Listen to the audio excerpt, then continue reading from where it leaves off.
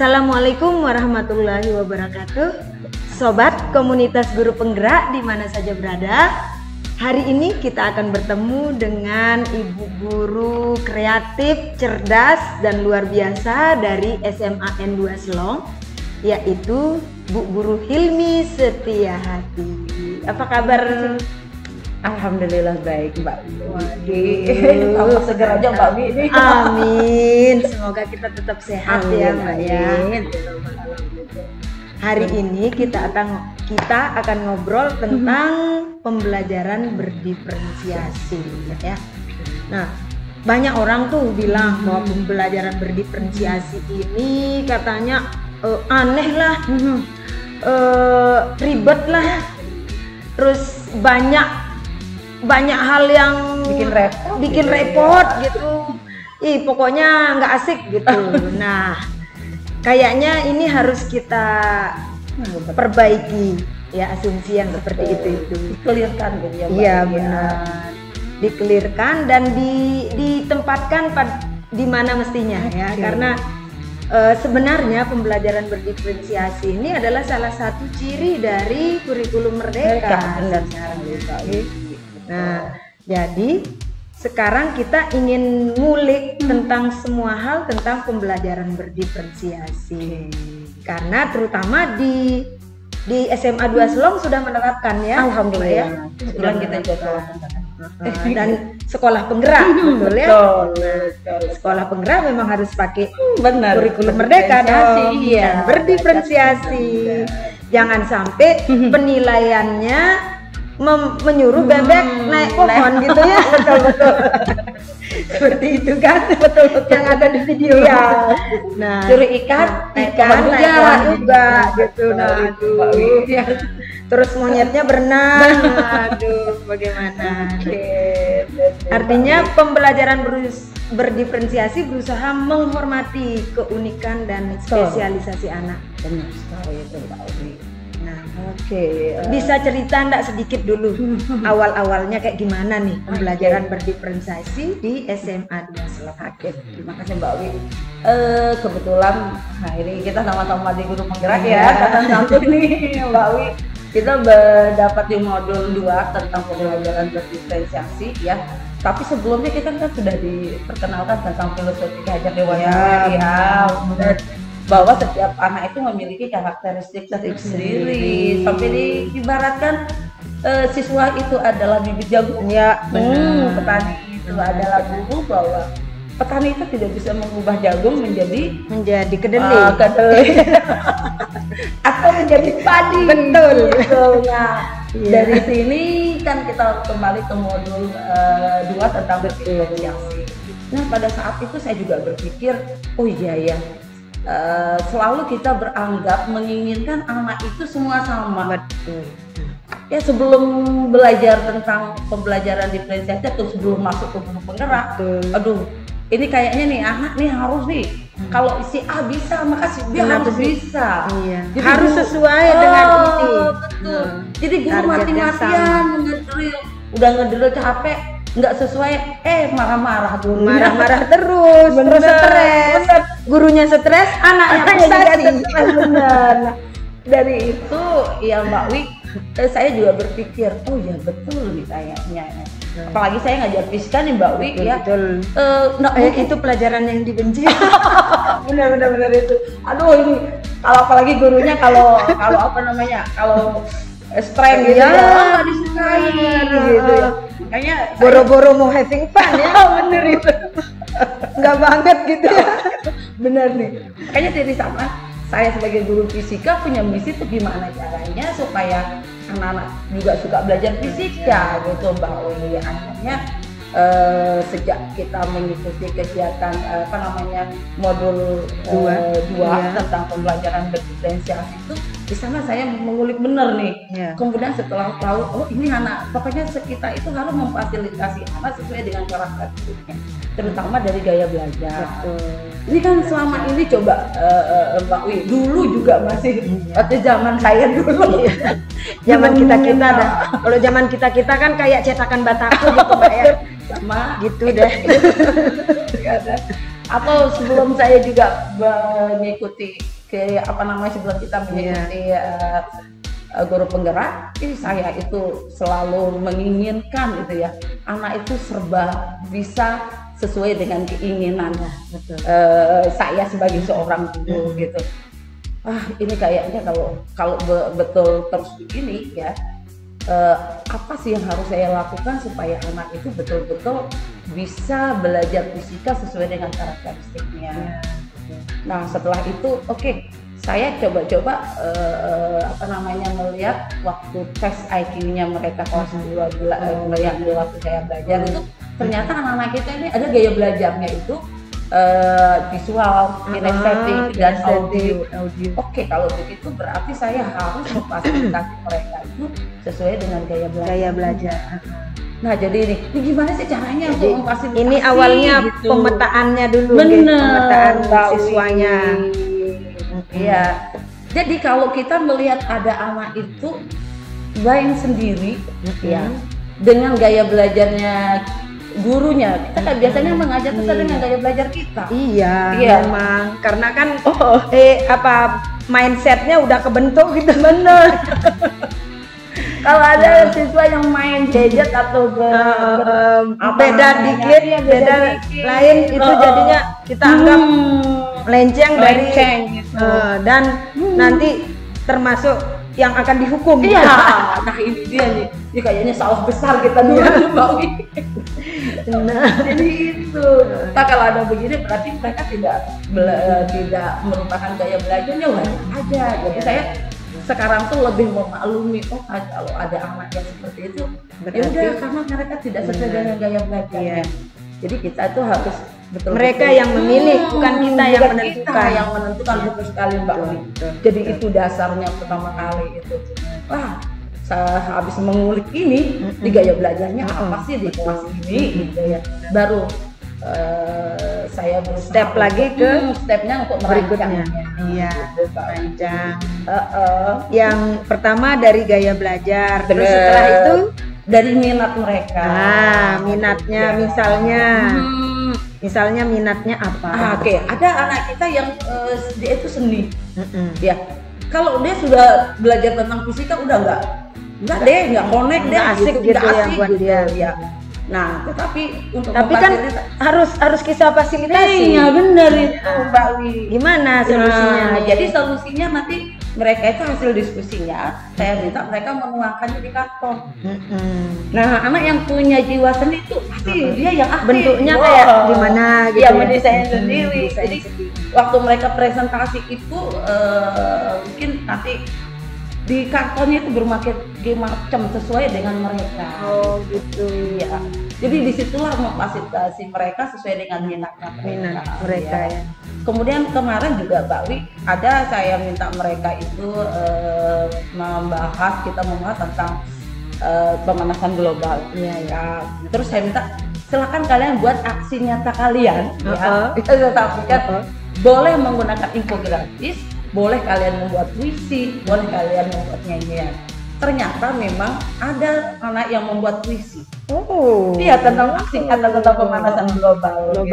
Ya, terus ya akhirnya ya mereka buat sendiri puisinya itu. Ini luar biasa. Saya sendiri kan mungkin surprise ya. Ternyata anak IPA bisa juga bikin puisi. Gitu. Dan kenapa enggak gitu ya? Bener. Jadi itu salah satu cara untuk memfasilitasi minat mereka lah gitu. Kalaupun belajar fisika tapi fisika yang aplikatif dengan keadaan di luar gitu ya. Benar itu Pak. Sip sekali. Terus setelah minat, apalagi selain itu Mbak? Jadi selain minat tadi juga dari kita memperhatikannya kalau di tes diagnosis itu adalah bagaimana keadaan keluarga juga. Itu kenapa? Karena kalau saya nanti memasakkan mereka harus membawa gadget, harus mereka belajar di rumahnya itu seperti apa, memakai apa, fasilitas apa yang mereka punya. Itu kan juga termasuk kita memaksa mereka. Tetapi kalau kita sudah mengetahui kondisi mereka, jadi ada beberapa alternatif yang mereka harus bisa memahami itu memfasilitasi mereka. Kalau mereka nggak punya gadget gitu ya, nanti mereka dalam kelompok itu mereka bersama. Oh gitu. Jadi adalah solusinya gitu. Betul. Ya. Kita berikan solusi terhadap permasalahan yang mereka hadapi. Sip. Jadi tidak terkesan memberatkan. Benar. Ya. Di samping itu juga mungkin Mbak, prior knowledge mereka kan anak-anak kita nih nggak sama ya pengetahuannya masing-masing. Betul. Ada yang sudah high levelnya, ada yang masih sedang yang benar ini. Mungkin dari segi karakteristik dari misalnya kecerdasannya, kita memiliki, kalau tidak salah tuh ada 9 kecerdasan. Ya, betul. Nah, jadi kecerdasan mereka itu juga kita memperhatikan. Ada juga siswa kita yang memang dari segi kemampuan mungkin karena kecerdasannya berbeda. Jadi pas belajar fisika ya agak kita anggaplah kecerdasannya di fisika di atas itu, di atas level anak rata-rata gitu. Nah, menghadapi yang kayak gini gimana Mbak? Maksud saya apa mereka itu diberikan tambahan materi atau diberikan khusus? Enggak. Jadi di dalam kan mereka kita bentuk kelompok heterogen ya. Pasti di situ tuh ada anak yang low, ada anak yang pas, dan ada anak yang biasa aja. Jadi di dalam LKPD-nya itu sudah ada diferensiasi konten. Jadi materi yang mana, yang sedang, yang tinggi. Nah, sehingga nanti di dalam kelompok mereka sampaikan, oke, silakan siapa yang menyelesaikan materi ini dan ini. Jadi mereka berbagi tugas dalam menyelesaikan. Jadi LKPD-nya itu sudah desain untuk anak yang high, low, video. Gitu. Jadi kalau misalnya mereka tidak ada anak high-nya, berarti materi untuk anak high di dalam LKPD itu bisa tidak dikerjain.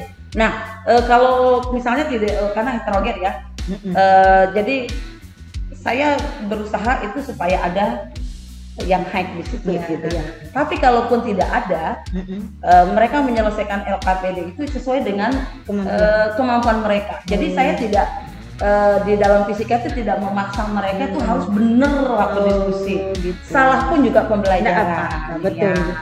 Nanti itu akan juga proses. Benar. Nanti akan ketemu jawabannya itu pada saat mereka presentasi.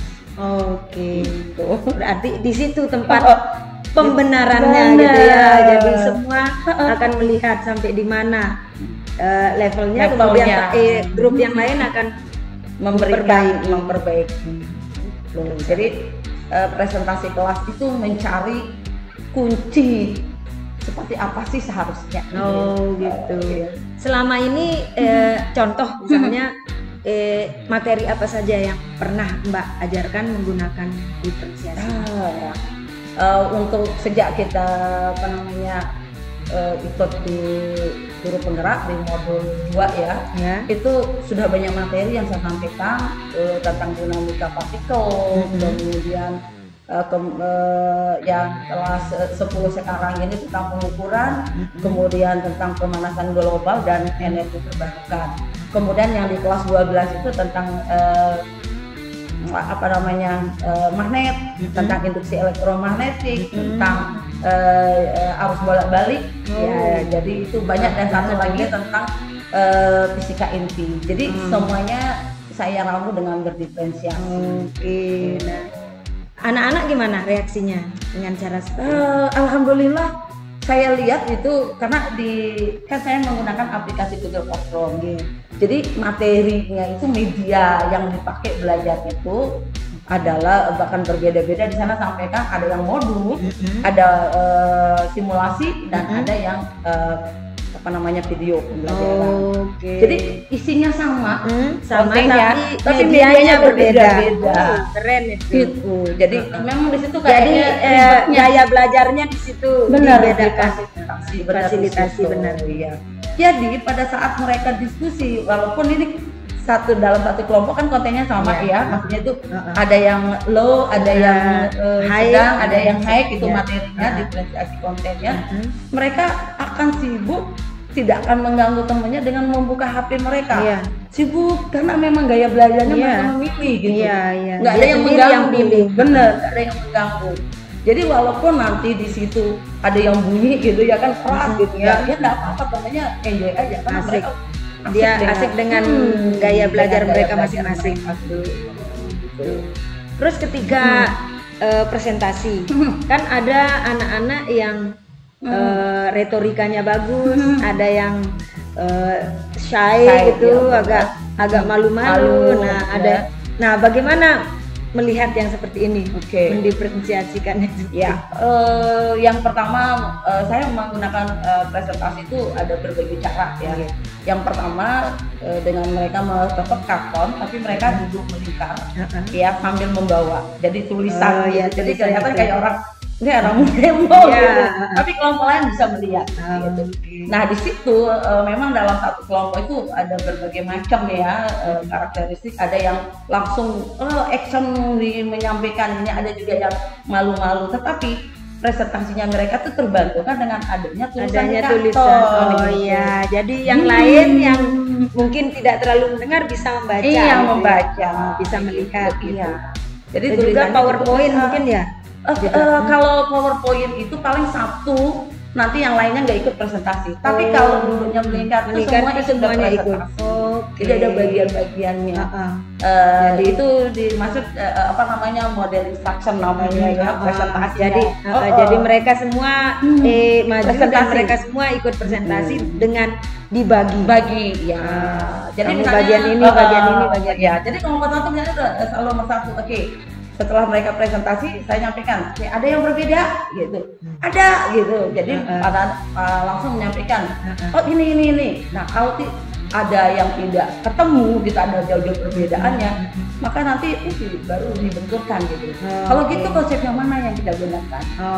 Jadi banyak pendapat lagi dari jadi memancing debat. Nggak apa-apa debate kan?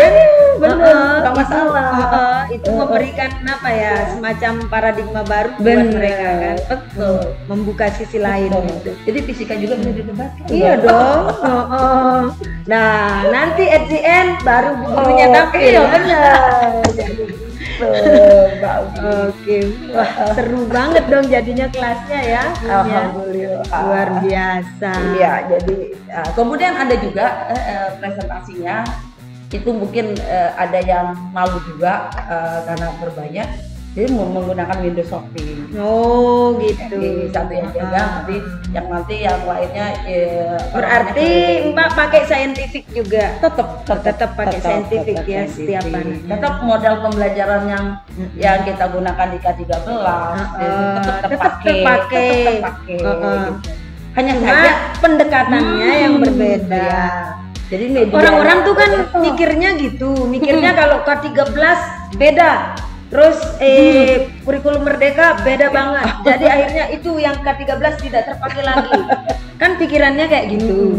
Ini kita lurusin nih. Benar-benar asumsi itu bahwa semua model pembelajarannya semuanya bisa terpakai. Semuanya terpakai. Cuma mindsetnya yang berubah. Benar. Mindset pembelajarannya. Kayak misalnya itu memfasilitasi mereka sesuai dengan karakteristik mereka itu yang tambahnya. Jadi kesannya kayak memanusiakan manusia kayak gitu ya. Betul. Jadi kita lebih menghormati individu mereka, kespesialan mereka gitu ya. Nah ini mungkin yang perlu lebih ditekankan Mbak sama teman-teman di mana saja, bahwa konsep dari pembelajaran merdeka ini adalah membuat anak-anak lebih bahagia berada di dalam kelas dan berusaha menghormati mereka, memanusiakan mereka, dan membuat mereka benar-benar menggali potensi yang ada di dalam diri mereka. Betul sekali itu. Jadi itu mungkin yang membedakan K13 dengan kurikulum merdeka ya. Jadi betul-betul kita memperhatikan karakteristik mereka sehingga kita memfasilitasi mereka itu sesuai dengan karakteristik mereka. Jadi sebenarnya ada beberapa konsep yang teman-teman lakukan, mengelompokkan mereka sesuai dengan gaya belajarnya, nggak masalah gitu. Yang jelas tetap difasilitasi. Tapi ada juga yang memang kita buat heterogen, gaya belajarnya bebas, tapi kita sudah memfasilitasi mereka dengan gaya belajar. Terutama kan sekarang nih di akun belajar ya, akun belajar manfaatin Google Drive-nya banyak sekali. Jadi dapat nyimpen banyak banget materi dan macam-macam yang mereka butuhkan ya Mbak ya di akun belajar aja boy. Nah, itu diaktifkan loh ya teman-teman. Jadi bisa membantu banget untuk nyimpen segala macam yang kita butuhkan. Gitu betul itu Mbak Wi. Nah, itu akhirnya kesalahan persepsi selama ini tentang semua yang akan dipakai di K13 itu mestinya ditinggalkan, itu tidak benar sebenarnya ya. Semua hal yang di K13 masih bisa digunakan, seperti model-model pembelajaran kita sudah kenal, kita sudah gunakan, bisa diterapkan lagi ya. Materinya juga sebenarnya kan sama aja sebenarnya, cuma kan lebih di make it great bagian ya, lebih di sekarang itu untuk yang kurikulum Merdeka itu Mbak Wi, itu kalau dulu kita menggenap kompetensi dasar ya. Jadi di sini kita ada namanya capaian pembelajaran. Jadi pengetahuan dengan keterampilan prosesnya. Jadi di sini di pengetahuan itu kalau di sebelumnya itu kita mengenal KKO-nya ada C1, C2, C3, C4 gitu ya. Nah, kalau di capaian pembelajaran itu tidak mengenal itu. Jadi nanti guru berkreasi untuk menyusun atau membuat tujuan pembelajaran sesuai dengan karakter sekolahnya dan siswanya. Kalau siswanya dianggap bisa hack gitu, bisa sampai C6, sampai aksi nyata mereka gitu. Tapi kalau belum sampai pada level itu, ya fasilitasi sampai kemampuan ya betul gitu. Jadi itu yang membuat guru itu kayak merdeka gitu. Iya benar. Jadi benar-benar sampai pada level yang karakteristik dari siswanya itu, karakteristik siswa masing-masing gitu. Kan dari segi fasilitas juga bisa berbeda-beda. Iya, karena kan semua sekolah kan tidak sama fasilitas yang mereka punya gitu. Siapa tahu kalau di SMA 2 semua ada lab fisikanya bagus. Kalau di SMA sekolah pinggiran misalnya mungkin tak punya lab. Nah, bagaimana memecahkan masalah itu disesuaikan dengan keadaan. Jadi gitu. Jadi capaian pembelajaran itu tidak seperti ini berarti kalau ini harus analisis. Jadi kita harus menyampaikannya itu bagaimana pembelajarannya sampai menganalisis. Tapi kalau ini tidak. Benar ya. Jadi benar-benar dituntut kreativitas gurunya dong. Gurunya harus kreatif, harus benar-benar paham anaknya, mengerti anaknya, terus harus inovatif juga. Jadi memang dituntut segala model itu harus transformasi pendidikan itu menuntut guru lebih kreatif dan inovatif. Nah, dan satu lagi lebih menyadari bahwa siswa itu berbeda. Ya, benar. Ya. Dan ini yang sering kita miss dari dulu tuh ya. Betul. Jadi kayak Wik ya, setelah memahami tentang filosofi Ki Hajar Dewantara saya juga jadi guru tuh plong saya. Kan dia sudah difasilitasi tapi anak tidak sampai di situ. Dia memang kecerdasannya sampai di situ. Saya tidak bisa mengubah mereka menjadi seorang Einstein. Betul. Siapa tahu dia akan lebih berkembang di bidang yang berbeda. Mungkin dia akan jadi Iwan Fals baru. Betul itu. Atau pelukis-pelukis handal. Iya, atau Rudi Hartono. Benar. Kan jadi, itu dia. Kemana kita harus arahkan mereka? Mungkin itu yang perlu kita. Kayak Pak Ki Hajar Dewantara guru kita, tokoh kita, idola kita semua berusaha membuat pentas kesenian ada, olahraga juga oke, semua difasilitasi. Jadi dianjur kemana anak ini akan diarahkan. Betul, jadi gitu. Dan kita juga di sini dari dinas provinsi juga ada yang sebut dengan Sabtu Budaya. Ya, tiap hari Sabtu nih ada olahraganya, ada pentas seninya, ada kemudian ada sainsnya juga. Bisa sainsnya juga bisa pentas ya. Bisa membuat apa gitu ya? Reaksi kimia apa? Ya, jadi bisa jadi pesulap gitu ya. Wah, keren tuh jadinya.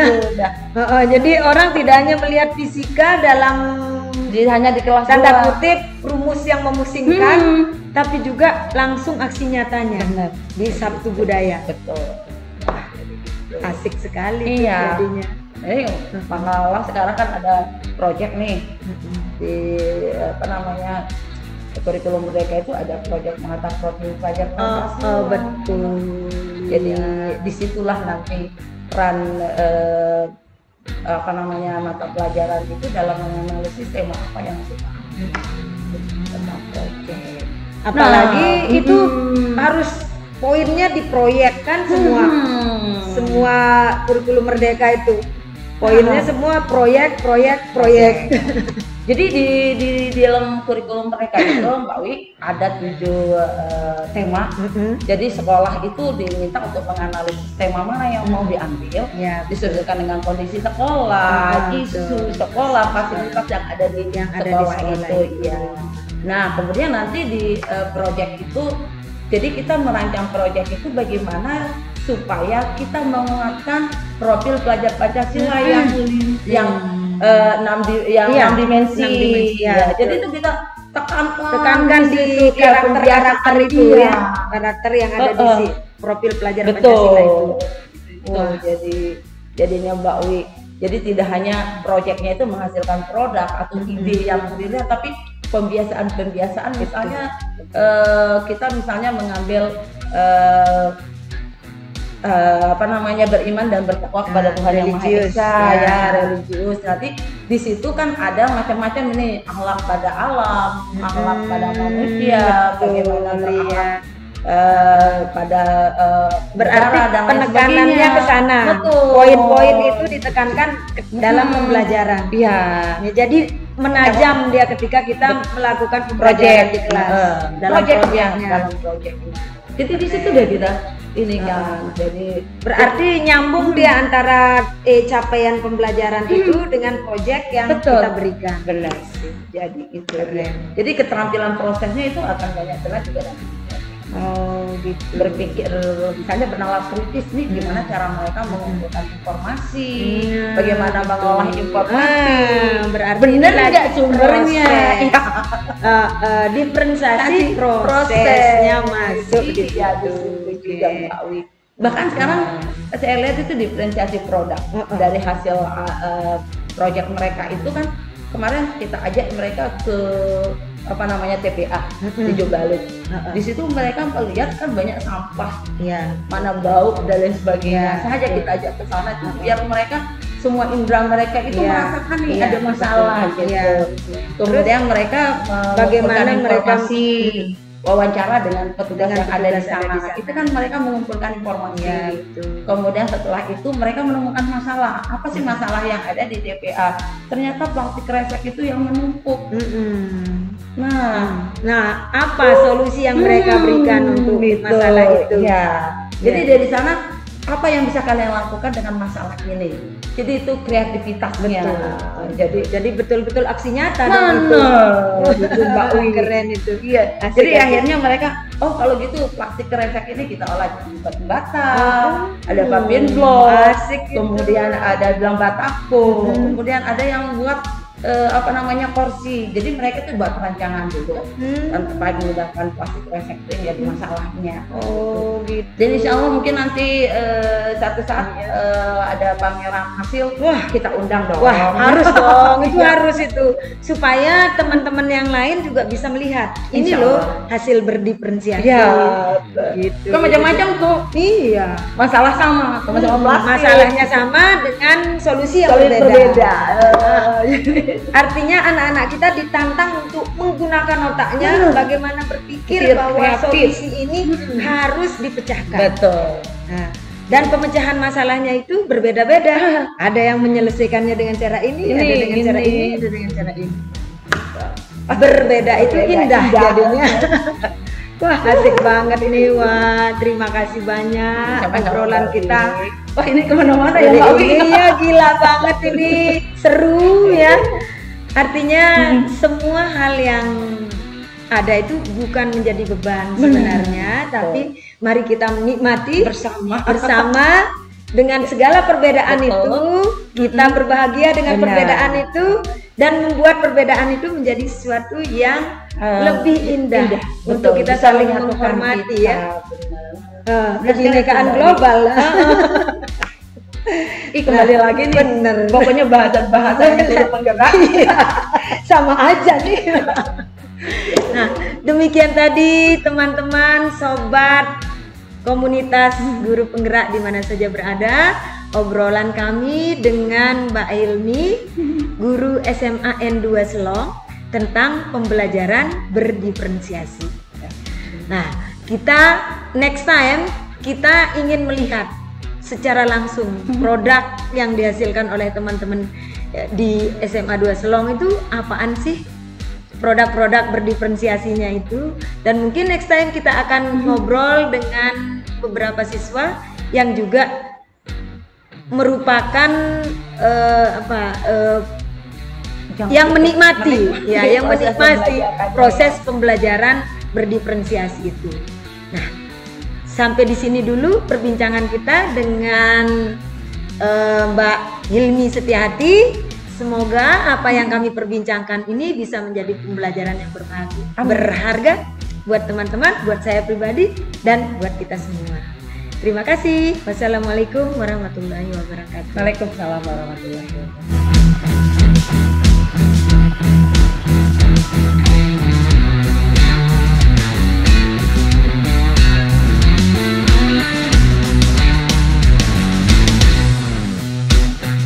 Halo teman-teman, perkenalkan nama saya Yona Nurita Aprilian dari SMA N2 Selong, kelas 12 MIPA 5. Menurut saya pelajaran fisika itu sulit, tapi kalau dengan pembelajaran ini saya merasa pembelajaran fisika itu menjadi lebih menyenangkan dan menjadi lebih mudah dipahami. Pembelajaran sebelumnya itu kita dengan cara gurunya menerangkan di depan, lalu kita hanya duduk, diam, tidak ada interaksi. Jadi menurut saya sangat susah dimengerti pembelajarannya, karena saya juga seorang siswa yang tidak bisa belajar seperti itu, karena saya orangnya suka have fun, saya tidak bisa diam, ya saya tidak bisa diam, terus maunya itu ada hal yang menarik yang bisa membuat saya senang belajar fisika gitu.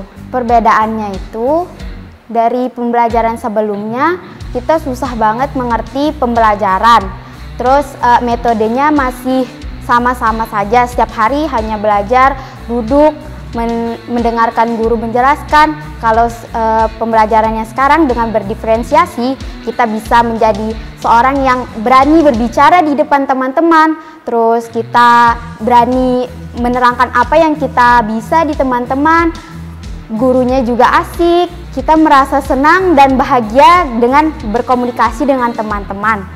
Media yang digunakan untuk belajar yaitu HP, laptop, terus bu guru juga bisa, bu guru saya itu menggunakan video. Di situ saya sangat senang karena saya kan orangnya belajar bisa dengan visual gitu, lebih mengerti kalau dengan visual.